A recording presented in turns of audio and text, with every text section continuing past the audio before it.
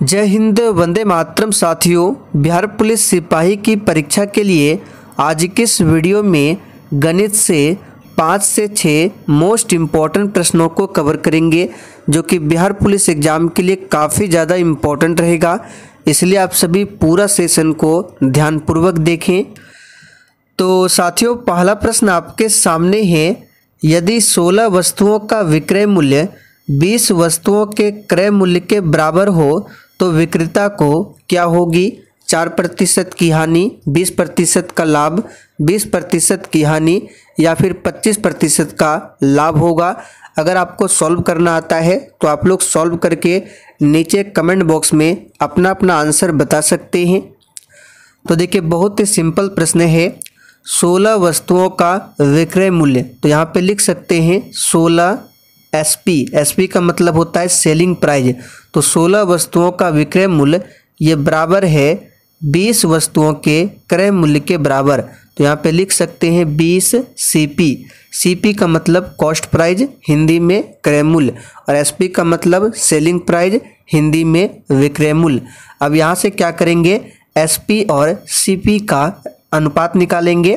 तो देखिए, एसपी बटे सीपी, तो एसपी बटे सीपी बराबर क्या होगा? तो 20 और बटे में इधर क्या होगा? तो 16 को जब राइट साइड में लाएंगे तो ये गुना से क्या हो जाएगा, भाग में। 20 बटे 16, 20 को 4 से काटेंगे 5 बार में, और 16 को 4 से काटेंगे 4 बार में, यानी कि एसपी बटे सीपी क्या आ गया हमारा? 5 बटे 4। तो चलिए इसको फिर से लिख देते हैं। 20 बटे 16 के जगह पे हम लिख देंगे यहाँ पे 5 बटे 4। अब कहने का मतलब है किसी वस्तु का कॉस्ट प्राइस 4 है और उसका सेलिंग प्राइस क्या है? 5 है, यानी खरीद रहा है 4 रुपये में और बेच रहा है 5 रुपये में। तो लाभ होगा या फिर हानि होगी? तो यहाँ पे क्या हो जाएगा? लाभ, क्योंकि खरीद रहा है 4 में, बेच रहा है 5 में। तो यहाँ पे प्रॉफिट 1 का आ रहा है, तो आपको निकालना है प्रतिशत प्रॉफिट। तो प्रतिशत प्रॉफिट बराबर क्या होता है? P गुना 100 और बटे सीपी। तो देखिए, P कितना है? 1 है, गुना 100 और सीपी देखिए 4 है। तो चलिए इसको सॉल्व करते हैं। तो ये हो जाएगा 1 गुना 100 और बटे नीचे सीपी 4।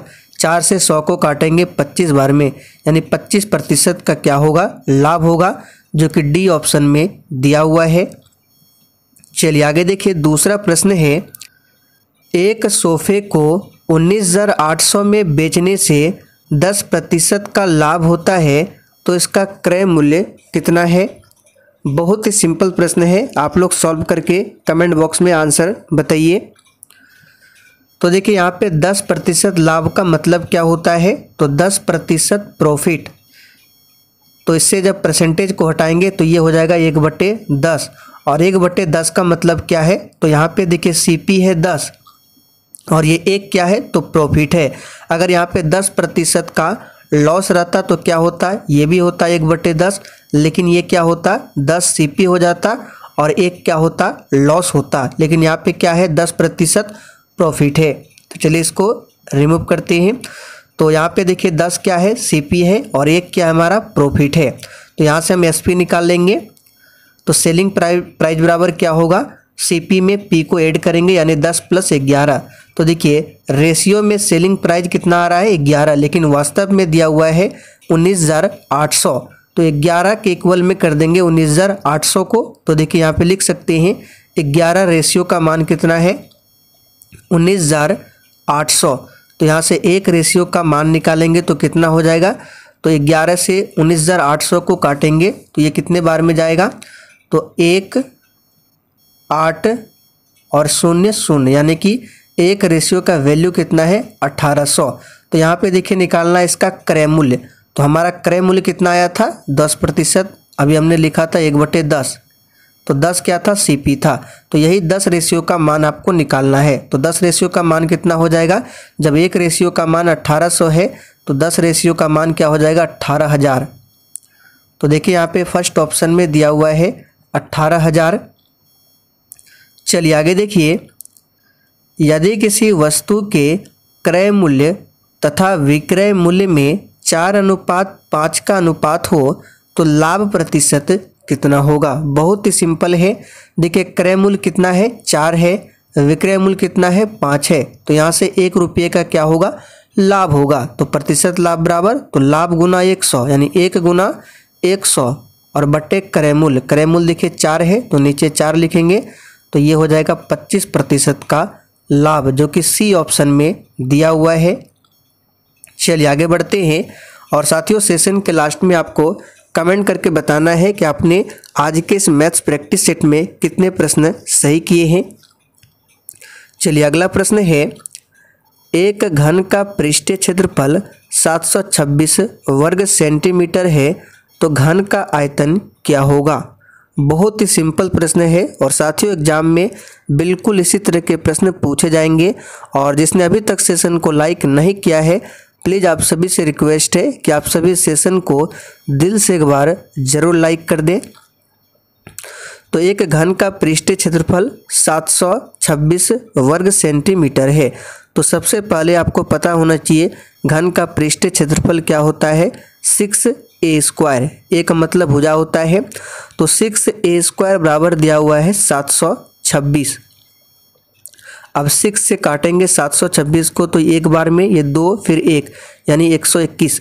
तो देखिए a² का मान है 121 तो a का मान कितना हो जाएगा अंडर रूट 121 बराबर कितना हो जाएगा 11 यानी भुजा हमारा कितना आ गया 11 आ गया। तो घन का आयतन का फॉर्मूला होता है a³ यानी कि भुजा क्यूब। तो a का मान देखिए 11 है तो 11 का क्यूब करेंगे तो 3 बार 11 गुना 11 करना है तो ये हो जाएगा आपका 1331 घन सेंटीमीटर जो कि सी ऑप्शन में दिया हुआ है।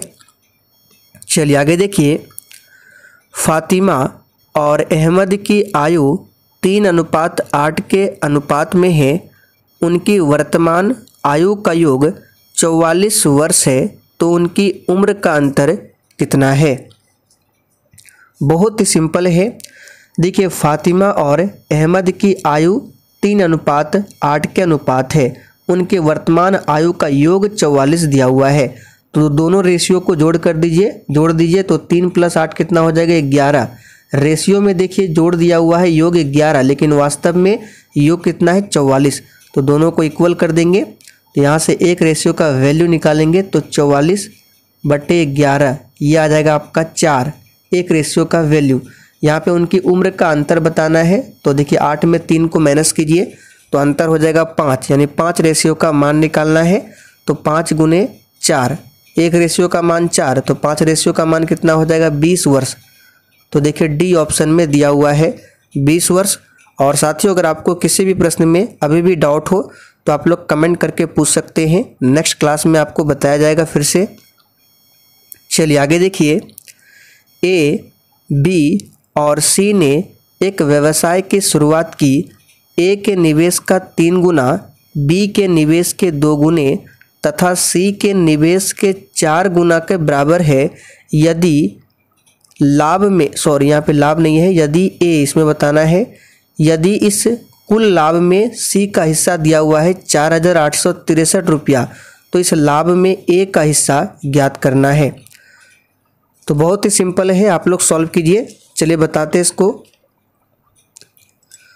तो देखिए यहाँ पे क्या है, ए के निवेश का 3 गुना यानी कि 3a ये कितना है तो ए के निवेश का 3 गुना यानी 3a, बी के निवेश के 2 गुने यानी 2b, फिर सी के निवेश के 4 गुना बराबर 4c ये इक्वल दिया हुआ है। तो यहाँ से ए और बी और सी का मान निकालना है। तो जब भी इस तरह से प्रश्न आता है तो आप लोगों ने बेसिक मैथ पढ़ा होगा। यहाँ से क्या करेंगे एलसीएम निकाल लेंगे तीनों का। 3, 2 और 4 का एलसीएम कितना आ जाएगा तो तीनों का एलसीएम आ जाएगा 12। अब ए का वैल्यू कितना होगा तो देखिए ए का निवेश हो जाएगा यहाँ पे 3 से डिवाइड कीजिए 12 में तो 3 से 12 में भाग देंगे तो 4। ए का निवेश हो गया 4। बी का निवेश कितना होगा 2 से भाग दीजिए 12 में कितना होगा तो 6 हो जाएगा यानी बी का हो गया 6। और सी का कितना होगा तो 4 से भाग दीजिए 12 में 3। तो चलिए इसको फ्रेश से लिख देते हैं। ए का निवेश था कितना तो 4, बी का कितना था 6, सी का कितना था 3। चलिए अब देखिए बोला गया है यदि कुल लाभ में सी का हिस्सा 4,863 रुपया है तो देखिए सी कितना है 3 है, लेकिन एक्चुअल में कितना है 4,863। तो दोनों को इक्वल कर देंगे तो 3 इक्वल में 4,863 है। यहाँ से एक रेशियो का मान निकालेंगे तो इसको काटेंगे 3 से तो 1 6 2 1 1621 निकल गया एक रेशियो का वैल्यू। तो यहाँ से आपको ए का हिस्सा निकालना है तो देख लीजिए ए का हिस्सा कितना है 4, तो 4 यूनिट का मान निकालना है तो 1621 गुना 4 करना है, 1621 गुना 4 तो 4 1 4, तो यूनिट डिजिट 4 है तो देखिए एक ही ऑप्शन में है बी ऑप्शन में, तो यही आंसर आएगा। आप लोग गुना करके देख सकते हैं तो 6484 रुपया। तो चलिए साथियों आज के लिए इतना ही। तो आप लोग कमेंट करके बताइए आपने 6 प्रश्न में से कितने प्रश्न सही किए हैं।